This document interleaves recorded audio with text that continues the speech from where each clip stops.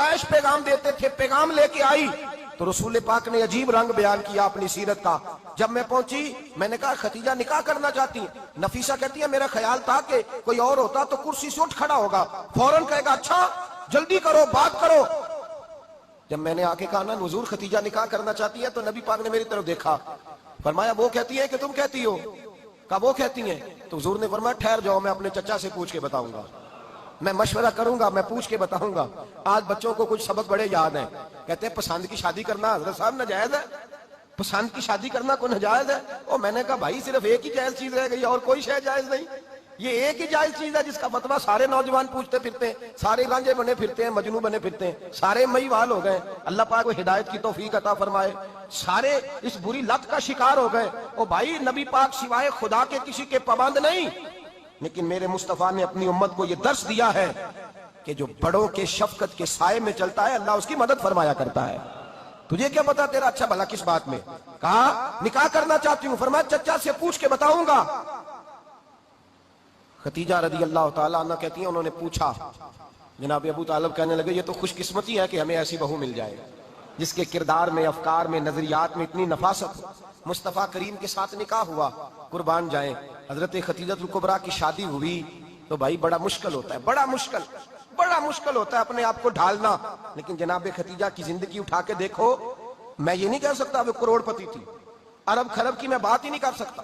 اور 20 نوکرانیاں تھیں ان کے پاس، درجنوں ان کے پاس غلام تھے کہ دروازہ نور پہ آئی ہیں.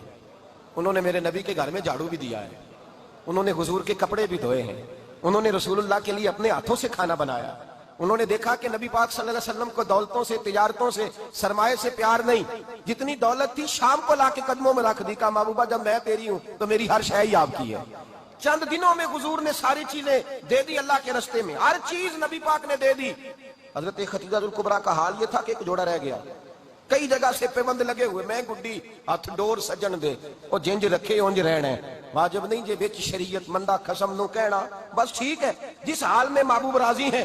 کہا ہر چیز قدموں میں رکھ دی اور حضور کے ہر رشتے کا خیال کیا، نبی پاک کی ہر خواہش کا. عورتیں بالخصوص میری بات پہ توجہ کریں جو عرض کرنے لگا ہوں. مرد حضرات خاص کر توجہ کریں، ادھر دیکھیں میری طرف. جاگے جاگے آگ لگی ہوئی ہے گھروں میں، فساد ہے، لڑائی ہے، جھگڑا ہے، دنگا ہے. یہ تیرا رشتہ دار وہ میرا رشتہ دار. جب تیرے آتے ہیں تو روٹیاں جلدی پکتی ہیں، جب میرے آتے ہیں تو بیماریاں بڑی ہوتی ہیں. تیرے میرے کا جھگڑا. آؤ میرے مصطفیٰ کریم سید عالم کا بھی حال دیکھو. حضرت حلیمہ سعدیہ ملنے آئی، شادی کو کچھ دن گزرے تو حلیمہ سعدیہ ملنے آئی. حضرت حلیمہ سعدیہ سگی اماں نہیں رضائی اماں ہے. یہاں تو سگی اماں برداشت نہیں ہوتی، سگی اماں.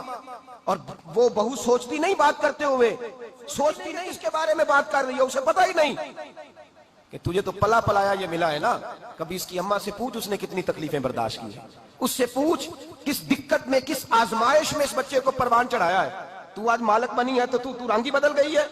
اور بچہ بھی بیوی کے ساتھ مل کر کے اماں کی غیبت کرتا ہے، سوچتا ہی نہیں کہ بات کس کی ہو رہی ہے، اسے خیال ہی نہیں آتا.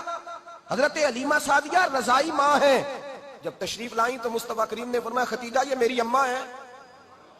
جناب حلیمہ سعدیہ کہتی ہیں میں گھر میں رہی، میری خدمت کی، مجھے کھانا پکا کے دیا، بستر بچھا کے دیا، کپڑے لے کے دیے. اور جب میں جانے لگی تو کہنے لگی آپ میرے مصطفیٰ کی اماں ہیں، پہلی دفعہ آئی ہیں، تھوڑا سا تحفہ نہ دے دوں؟ میں نے کہا جیسے مرضی حضرت حلیمہ کہنے لگی. تو جناب حلیمہ سعدیہ کو 40 بکریاں اور 1 اونٹ تحفے میں عطا فرمایا. اور یہ جو بی بی آ کے مالی بنی ہے نا آج، جس درخت کی چھاؤں میں تو بیٹھی ہوئی ہے نا، اگر تو سمجھے تو اصل احسان اس ماں کا ہے جس نے یہ پروان چڑھا کے تجھے دیا ہے. اصل نیکی اس اماں کی ہے جس نے تیرے سر پہ یہ سرتاج رکھا ہے، اور تو اس ماں کو ہی بھول گئی ہے. اور شکوہ بہو سے نہیں، شکوہ اس بیٹے سے ہے، بیٹے سے ہے جو علیحدہ بھی ہونے لگا تھا تو اماں سے علیحدہ ہو گیا ہے. جس نے سوچا ہی نہیں کہ ماں کے ہاتھ اٹھ جائیں تو عرش کا مالک کہتا ہے فرشتوں سے کہ پیچھے ہٹ جاؤ، ماں اور باپ اولاد کے لیے جو مانگے گے میں فوراً عطا کروں گا. تجھے پتہ ہی نہیں. اور ادھر رسول پاک کا کیا حال ہے، کہتے ہیں وہ تیرے رشتہ دار ہیں، تیرے بہن بھائی ہیں، تو جا میں تجھے دروازے پہ چھوڑ آؤں گا. تو مل ان سے، میں نہیں ملتا، میں صاحب ہوتا ہوں، میرا ان سے کیا لینا دینا. حضرت خدیجہ کے بھائی نہیں تھے، نبی پاک صلی اللہ علیہ وسلم کے سسر حضرات نہیں، اور وہ دونوں بیٹے پچھلے خامن سے تھے. ذرا عقل کی کسوٹی پر تولیے گا کہ کسی بی بی کے بیٹے ہوں اور پچھلے خامن سے ہوں، اس آدمی کا رویہ کس طرح کا ہوتا ہے.